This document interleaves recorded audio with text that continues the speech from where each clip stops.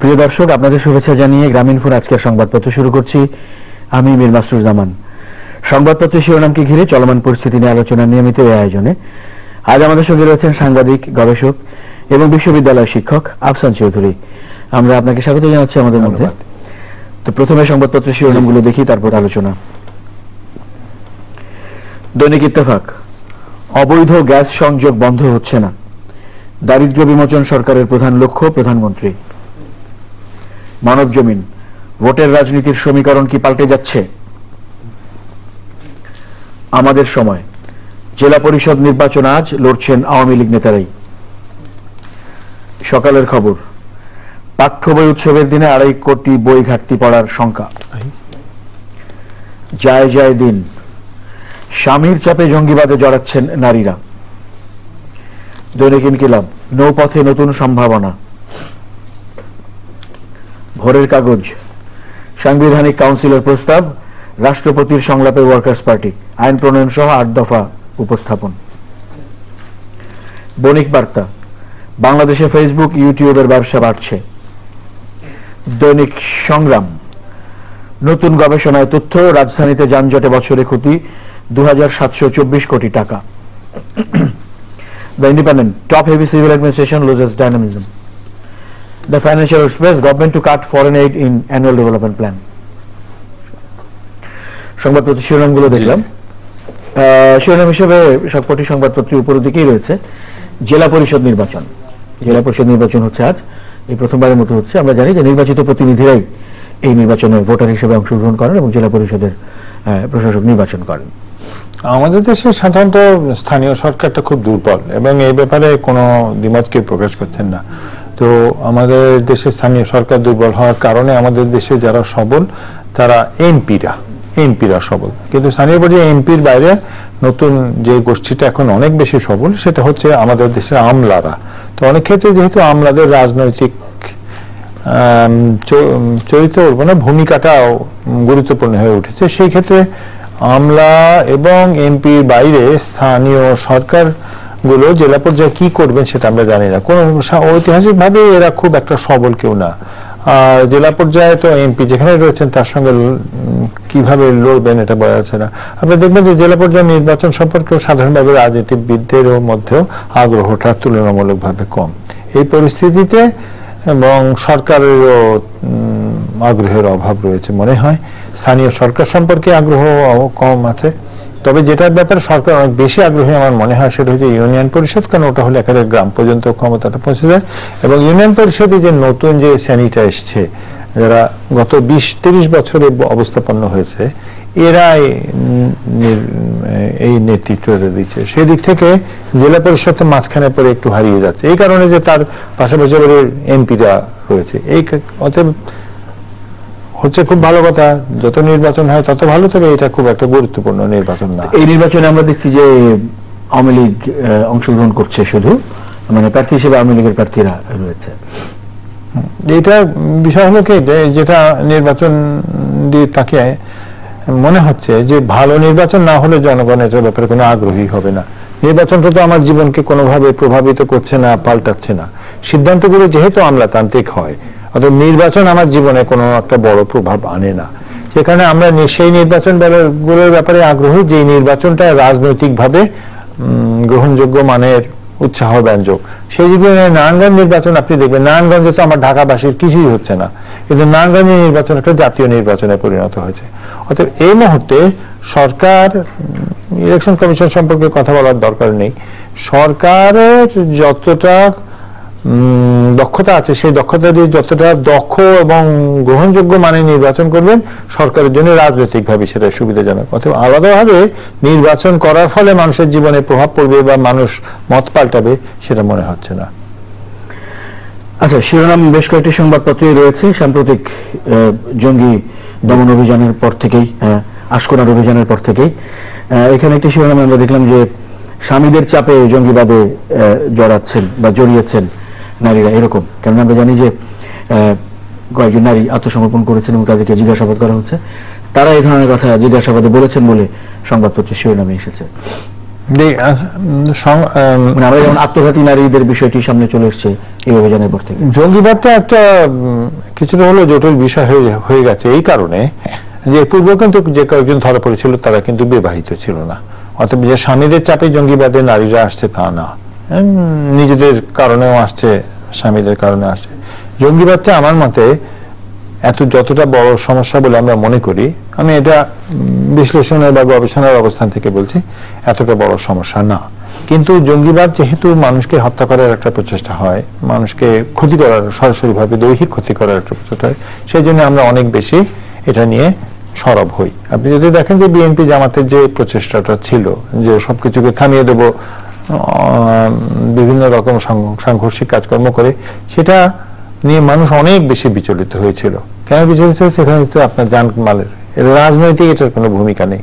জঙ্গিবাদ যেটা হচ্ছে যে কারণে, সেটা ব্যাপারে মানুষের খুব একটা আগ্রহ নেই। মানুষ চায় জঙ্গিবাদ বন্ধ হয়ে যাক, এবং জঙ্গিবাদও যে খুব যে তার জীবনে খুব একটা বড় অসুবিধা করছে তা তো না। এখন যেটা পুলিশের জন্য, যেটা পুলিশ চেষ্টা করছে ইদানিংকালে যে বিশ্বাসযোগ্য করতে তাদের জঙ্গিবাদ বিরোধী অভিযানকে, এটা তো পুলিশেরও তো একটা ভাবমূর্তির বিষয় আছে। তবে পুলিশ যে দীর্ঘদিন ধরে কিছু করেনি, তারপরে পুলিশ এখন অনেক সময় হোলি আর্টিজানের পরে সময় ব্যয় করছে, এটা ভালো কথা। তারা পুলিশ মনে করছে তারা জনগণকে জানানো উচিত, বোঝানো উচিত। আর যারা জঙ্গিবাদে গেছেন, চোর ডাকাত বদমাশ, আপনি যদি যারা দুর্নীতি করে তাদের দেখবেন যে প্রত্যেকের স্ত্রীরাই কিন্তু তাদের নামে কোটি কোটি টাকার ব্যাংক অ্যাকাউন্ট থাকে। অতএব সাধারণত আমাদের দেশের যে সংস্কৃতি, তাতে স্ত্রীরা মোটামুটি স্বামীর কথা শোনে। তো স্বামী যদি চোর হয় তাহলে তার সহচোর হয়, আর স্বামী যদি জঙ্গিবাদ হয় তো সহজঙ্গি হওয়াটা, এটার মধ্যে এমন কোনো গুরুত্বপূর্ণ বা মৌলিক কোনো বিষয় আমি নেই না। যেটা হচ্ছে যে একজন নারী জঙ্গি নিজেকে বোমা উড়িয়ে দিয়েছে, একটা বাচ্চা আহত হয়েছে। তো সেটা দেখা যাক শেষ পর্যন্ত কি তথ্য বের হয়, কি আমরা জানতে পারি। গাইবান্ধার গোবিন্দগঞ্জে সাঁওতাল পল্লীতে হামলার কথা আমরা অনেক আলোচনা করেছি, মানে গণমাধ্যমে আমরা শিরোনাম হিসেবে নিয়মিত দেখেছি। সেই ঘটনায় বিচার বিভাগীয় তদন্ত শুরু হয়েছে এবং পুলিশের তদন্ত দল পিবিআই তদন্ত দল তারা সাক্ষ্য গ্রহণ করছেন ক্ষতিগ্রস্তদের। পুলিশ এখানে নিজেই বলা হচ্ছে যে আগুন দিয়েছে। আপনি প্রত্যেকটা ফেসবুকে, প্রত্যেকটা টাইম লাইনে, প্রত্যেকটা, আমার নিজের টাইম লাইনে পর্যন্ত এই ছবিগুলো আছে, পুলিশই তো আগুন দিচ্ছে। তো সেখানে পুলিশকে পাঠানো তো কোনো মানে হয় না। আমি এটার যুক্তিকতা দেখি না। আমার মনে হয় যে ভাবমূর্তির ব্যাপারটা একটু মনে রাখার দরকার আমাদের সবার। একদিন না একদিন এটা প্রয়োজন হয়। যে অসৎ, তাকে আমরা হোসেন মোহাম্মদ এরশাদ 10 বছর ধরে অনেক কিছু করেছিল, শেষ পর্যন্ত কিন্তু দাম তাকে দিতে হয়েছিল। তো আমার মনে হয় পুলিশেরও একটু স্মরণ রাখা দরকার। তাদের কাছে তো মানুষের এটাই আশা যে আর যাই হোক, তুমি আমাকে রক্ষা করতে না পারো, আমার ক্ষতি করো না। কিন্তু পুলিশ তাহলে বলুক যে ইউটিউবে যে ভিডিওগুলো আছে এগুলো মিথ্যা। পুলিশ তো একটাও তো বলেনি এখনো মিথ্যা। পুলিশের আমাদের মন্ত্রী সাহেব বললেন পুলিশ যা করেছে ঠিক করেছে। তিনি কি এইটার কথাও তার সঙ্গে যোগ করে বলেছিলেন? আমি ইন্ডাস্ট্রি মিনিস্টার কি এটা বলেছিলেন? তো তাহলে আমার মতে পুলিশ ভুল করেনি এই কথাটা না বলে, পুলিশের বিচারিক তদন্ত করতে গিয়ে পুলিশকে না দিয়ে অন্য কোনো সংস্থাকে দিলে, র্যাবকে দিতে পারত। বিচার বিভাগীয় তদন্তটি হচ্ছে, এটা আমরা দেখতে পেয়েছি। যেটি পুলিশ সাক্ষ্য গ্রহণ করাটাকে আমি মনে করি যে এটা পুরোপুরি গ্রহণযোগ্য না অনেকের কাছে। এটা র্যাবকে দিলে পারতো, এটা সেনাবাহিনীকে দিলে পারতো, অন্য কাউকে দিলে। পুলিশ তো যেখানে নিজেই পুলিশ বলা হচ্ছে যে এটা কি করেছো না করেছো, তো দেখা যাক। আমরা তো অপেক্ষা করতে শিখে গেছি। আমরা তো জানি যে আমাদের অপেক্ষা করতে হবে কোনো কিছু উত্তর পেতে হলে। তো এই দেশে পুলিশ যদি মানুষের বিরুদ্ধে লেগে পড়ে তাহলে তো কিছু করার নেই। একদিকে আপনি মানুষের পক্ষে কাজ করছেন, আবার মানুষের বিপক্ষে যাচ্ছেন। একটা জিনিস মনে রাখা দরকার আমাদের সবার, বাংলাদেশের মানুষ কিন্তু এত ওই সাঁওতালের উপর নির্যাতন করলাম, সাঁওতাল আমার কেউ না, এই মনোভাব বাংলাদেশিদের আর এখন অতটা নেই। কিছু মানুষের আছে, অনেক মানুষই হচ্ছে তাদেরকে বাংলাদেশের নাগরিক বলে মনে করে, এবং যে কোনো নাগরিকের ক্ষতি হলে যেমন তারা করে। আজকে যেমন ধরুন নাসিরনগরের ব্যাপারে, এটা তো আজকে আমি তো নিজে খুব সরব ছিলাম নাসিরনগরের ব্যাপারে, কিন্তু আজকে যাকে অ্যারেস্ট করা হয়েছে সে কিন্তু আওয়ামী লীগের একজন নেতা। তো তাহলে এই বিষয়টা তো শেষ পর্যন্ত এই জায়গাতে এলো যে এটা সরকারের দলেরই একজন লোক সেই অত্যাচারটা করেছে। তো এরকম যদি হয়, এবং আজ রসরাজ মন্ডল নাম না, রসরাজ মন্ডল কই আছে আমরা জানিও না এখন পর্যন্ত। পুলিশের যে হেফাজতে, কেন তাকে হেফাজতে রেখেছে? তার পরিবার নাকি ইন্ডিয়া চলে গেছে। তো এর চেয়েও তো ভালোভাবে প্রশাসন চালানো যায়, ব্যবস্থা করা যায়, এটাই আমি মনে করি। রাষ্ট্রপতির সঙ্গে যে ধারাবাহিক সংলাপ চলছে রাজনৈতিক দলগুলোর নির্বাচন কমিশন পুনর্গঠনকে কেন্দ্র করে, সেখানে ওয়ার্কার্স পার্টি ছিল গতদিন আলোচনা এবং সংলাপে। সেখানে তারা 8 দফা প্রস্তাব দিয়েছে। তারা বলেছে সাংবিধানিক কাউন্সিল গঠন করতে হবে। এই জন্য ওয়ার্কার্স পার্টি বলেছেন, খুব ভালো কথা। ওয়ার্কার্স পার্টি তো সরকারেরই একটি অংশ, নিশ্চয়ই কথাটা আগেও বলেছেন। এটা যদি হয় তো খুব ভালো কথা। অনেকগুলো প্রস্তাব এসছে, কিন্তু আজকের দিনে সবচেয়ে বড় বিষয় যেটা, সেটা হলো যে 2019 যদি ভোট হয় তাহলে সেখানে কি দাঁড়াচ্ছে। সেখানে ওয়ার্কার্স পার্টি এখন যেটা বলছে এবং ইলেকশন কমিশন সম্পর্কে যেটা খুব ভালো কথা বলছে, শেষ পর্যন্ত গিয়ে গ্রহণযোগ্য মানের নির্বাচন হবে কিনা, এটাই হচ্ছে বিষয়। যদিও নির্বাচনটা আমি মনে করি না যে সাধারণ মানুষের জীবনে খুব একটা প্রভাব ফেলে, কিন্তু অস্থিরতা কমায়। একটা দক্ষ নির্বাচন, ভালো নির্বাচন সামাজিক অস্থিরতা কমায়, রাষ্ট্রের অস্থিরতা তো কমায় বটেই, জবাবদিহিতা বাড়ে। তো এইটা চর্চাটা যদি আমরা করতে যাই তাহলে আমাদের দেখতে হবে যে নারায়ণগঞ্জে যেভাবে নির্বাচন হলো এবং যেটা হয়েছে, আমি মনে করি সবাই যেটা বলছেন যে প্রধানমন্ত্রী চেয়েছেন যে এরকম একটা ভালো নির্বাচন হোক, তাহলে প্রধানমন্ত্রীর এই ইচ্ছাটা যেন সুদূর প্রসারী 2019 পর্যন্ত থাকে। কারণ নির্বাচন কমিশন সরব হয়, দক্ষ হয় যখন প্রধানমন্ত্রী তাকে সেটা চান। আমাদের দেশের যা কাঠামো, যে প্রধানমন্ত্রী হন না কেন, এটা বর্তমান প্রধানমন্ত্রী বা পূর্বের আগের প্রধানমন্ত্রী যেই হন না কেন, তাহলে সেই ক্ষেত্রে আমাদের ওই পরিস্থিতিটা যতক্ষণ না পাল্টাচ্ছে যে নির্বাচন কমিশন নিজে থেকেই গ্রহণযোগ্য এবং নির্বাচন কমিশনের সেই ক্ষমতাটা আছে নির্বাচন পরিচালনা করার, সে পর্যন্ত যদি না হয় তাহলে আমাদের প্রধানমন্ত্রী মনে করছে একটা ঐতিহাসিক দায়িত্ব পালন করতে পারেন যে 2019-এ যদি এমন একটা নির্বাচন দেন যেটা সবাই সাধুবাদ দেয়। আর বিএনপি যেরকম ক্ষতিকারক ভাবে, নিজেদের ক্ষতিকারক, দেশের ক্ষতিকারক, সবার ক্ষতিকারক করে নির্বাচন বয়কট করেছিল, এটা আশা করি করবেন না। তাহলে আমরা খুবই খুশি হব। তাদের কাছে এর চেয়ে বেশি চাই না। নির্বাচিত হন, দেশ চালাবারও দরকার নেই, নির্বাচিত হলেই। আমরা এমনিতে অন্য সংবাদে দেখতে পাচ্ছি যে বিএনপি চেয়ারপারসন বেগম খালেদা যে কথা বলেছেন, তিনি বলেছেন যে নির্বাচনের সময় সহায়ক সরকার থাকার কথা বলেছেন এবং নারায়ণগঞ্জ সিটি কর্পোরেশন নির্বাচনের কথা বলেছেন। মূলত আগামী জাতীয় নির্বাচনকে ঘিরে তিনি বলেছেন যে নির্বাচনের সময় সহায়ক সরকার রাখা। নির্বাচনের সময় যে কোনো সরকারই সহায়ক হয়। খালেদা জিয়া যে কথা বলেছেন, 2006 সালের সরকারটা খুব একটা দক্ষ নির্বাচনের সহায়ক ছিল না বিএনপি, এবং যে একের পর এক তারা কেয়ারটেকার পাল্টাচ্ছিল, তাতে আমার মনে হয় তখনই যে দুজনের মধ্যে যে সমঝোতা ছিল যে হ্যাঁ আমরা একটা নির্বাচন করব যেটা দুজনে গ্রহণযোগ্য, সেটা ভেঙে দিয়েছিল। এটা বিএনপি শুরু করেছে, এটা মনে রাখাটা দরকার। অতএব যে সরকারই থাকুক না কেন, সেটা বিএনপি থাকুক, আওয়ামী লীগ থাকুক, নির্বাচন বান্ধব যেন হয়। তো নির্বাচন বান্ধব মানে যে আমার দলের প্রতি নির্বাচন বান্ধব সেটা না, যে কোনো দলের প্রতি নির্বাচন। কেয়ারটেকার গভর্নমেন্টটা নেই এখন, এটা নিয়ে কান্নাকাটি করে লাভ নেই, হোক একটা নির্বাচন বান্ধব।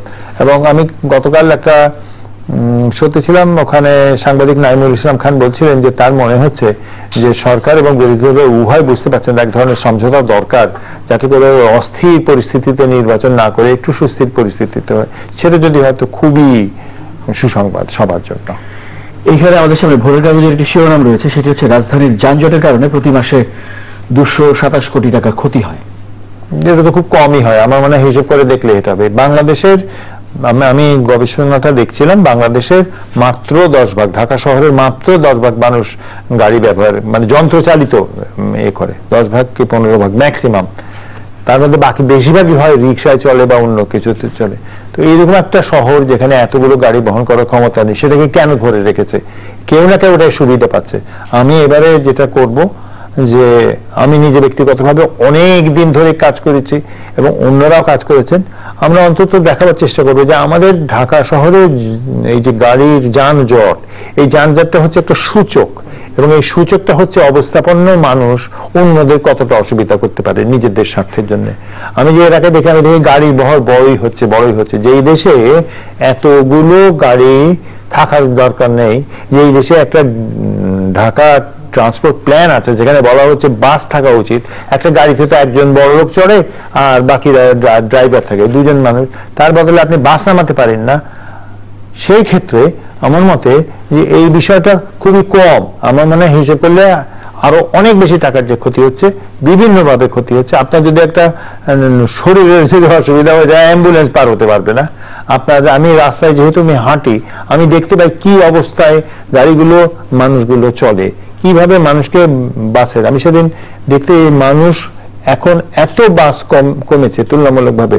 আপনি যদি প্রপোর্শনটা দেখেন, বয়স্ক মানুষ, বৃদ্ধা মা যারা বাচ্চা নিয়ে দাঁড়িয়ে আছে, কোথাও যেতে পারছে না, দাঁড়িয়ে আছে। ঢাকা শহরে তো সাধারণ মানুষের জন্য পরিবহন নেই, বড় লোকের জন্য পরিবহন হচ্ছে।